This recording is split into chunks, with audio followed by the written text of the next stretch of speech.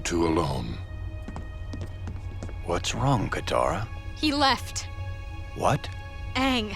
He just took his glider and disappeared. He has this ridiculous notion that he has to save the world alone, that it's all his responsibility. Maybe that's his way of being brave. It's not brave, it's selfish and stupid. We could be helping him, and I know the world needs him, but doesn't he know how much that we need him too? How can he just leave us behind? You're talking about me too, aren't you? How could you leave us, Dad? I mean, I know we had Gran and she loved us, but we were just so lost without you. I'm so sorry, Katara. I understand why you left. I really do. And I know that you had to go. So why do I still feel this way? I'm so sad and angry and hurt. I love you more than anything. You and your brother are my entire world. I thought about you every day I was gone. And every night when I went to sleep, I would lie awake missing you so much it would ache. We go back to Aang, seeing him for a moment as he struggles on his glider, and he's obviously in pain. And then we're on Katara on the ship talking to Hakoda about Aang leaving, but she's not just talking about Aang. And it's a great scene. I mean, it's really this episode, more than anything, I've really felt the parent-child relationships in all around. Yeah. Zuko and Katara. It's just hit me differently when I was watching this time. Yeah. Hakoda has a good line where he's, which I can't quote now, but it's something like, maybe he felt like he had to take on the thing, You gotta stop. You gotta stop, Giancarlo, or Janet will start crying. So you gotta just stop. Hey, there. no, I feel like I've been vindicated because when we talked to Mike and Brian, we talked to Bryke about this. They said there wasn't a dry eye in the house when May did that, and she did it in one take, and they were all like wiping tears away, and she was like, It's moving so on. good. Like she did not take her any time at all to just like access that place and make everyone cry. And so at least I know I'm not alone that speech makes me cry. At least I know that everyone in the room apparently when it was recording also was like losing it. So at least there's that. Yeah. It's a great scene, and it hit me heavy also watching again with Katara and Hakoda. And Katara continues to talk to him about how much it hurt her when he left to fight the war. And it's just a really, really amazing moment. Maybe that's his way of being brave. It's not brave, it's selfish and stupid. We could be helping him, and I know the world needs him, but doesn't he know how much that we need him too? How can he just leave us behind? Just the parent-child thing, this whole episode's amazing. Which takes us to... We go back to Fire Lord Ozai. Another parent talking to his child. He is proud of Zuko. Yes, finally. Zuko's getting some I'm proud of you moments, but let's be honest. Yes. Ozai is cold as heck. There's not just a lot of affection going there. At least he's proud, though. And it seems like Azula has everything to do with that. Apparently, she's really been talking Zuko up to her dad about how he slayed the Avatar and was so brave. And it just doesn't seem to make Zuko happy. But why not? Is he worried because he fears Aang is still alive?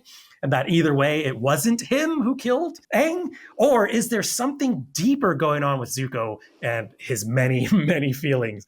We won't find out right now because we got to zip back over to Aang, who's made it to a Fire Nation blockade. And he has to figure out some way to get past them. So he does something only an Avatar can do, which is switches from air to sea and heads underwater to avoid being caught. Can I ask you a quick question? Quick question, yeah. Giancarlo. Just because I otherwise would have to ask it when we talk about our hybrid animals in a second. But do you remember what those animals are? There's we always have to keep our eyes open for the hybrids, and it looks like it's some kind of alligator seal or something. There's like 3 little creatures in the middle underneath the blockade when Aang zings down there, and I couldn't quite see. I thought I saw like something alligatory, but also something seal-like, but I wasn't sure if you could remember. Yeah. That's a really good question. Like, I'm really spacing on that one because I feel like it's in one shot, right? So that's why our fans, our cabbage heads, are going to tell us. Tell me on social media at the JV Club. Tell me what those animals are, and we'll shout you out in a future episode. See how perfectly that works out. Everybody wins. Gotta find out what Everybody they are. Okay. wins. I interrupted. Please go ahead. Except for Zuko. And then, so we zip back over to Aang, who's done the fire. He's gone underwater.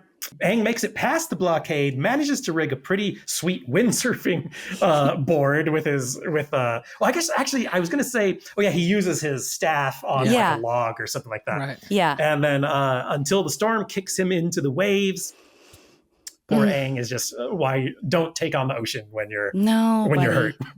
No. We go back to Zuko, who bursts into Azula's room to find out why. Why did you tell our father that I killed Aang?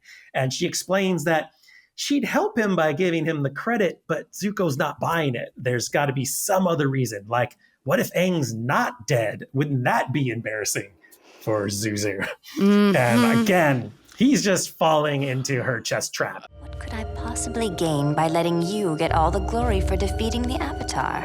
Unless somehow the Avatar was actually alive. Oh my God. You can't win with her. Dang. We can't win with her.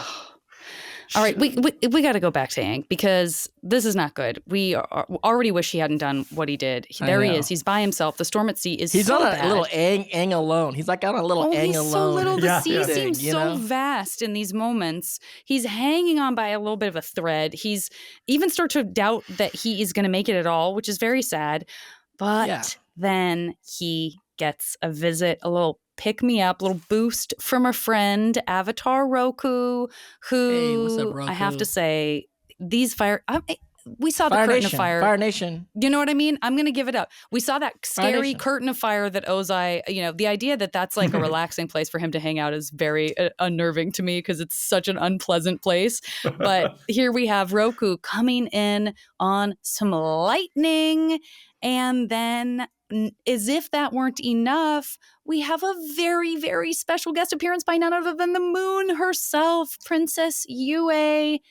And this is Always just a great very to see cool Princess scene. Yue. Always great. It's such a cool scene, and it all works on Aang. His confidence is restored, and he's boosted his power also, emotionally from Roku. And his sweet curl ripping does get him to land. With curl ripping, is that not the right term? I don't know. He kind of like he gets He's ripping there. a curl. I don't know. He's I'm not a getting surfer. I don't know, surfers. You tell us what he's doing there. He does kind of surfing something. Anyway, Aang's back on land, and even better, Momo's there for him, and Momo's there with him, along with the rest of the gang, who are all very happy to see them, and they're there to make sure he understands that he's not alone. Yeah. He's there with the whole gang. Even if he does have a broken glider, Aang's okay with it because he finally accepts that he must hide his identity for the time being while the plan continues. And where better to leave the glider than in this glowing hot crack of the lava bed? Yeah. And that's where he leaves it.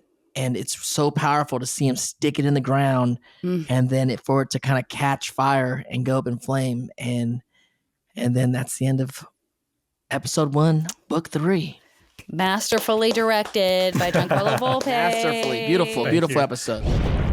Bend your ear for ad-free episodes with Avatar Braving the Elements Premium. Subscribe today on Apple Podcasts.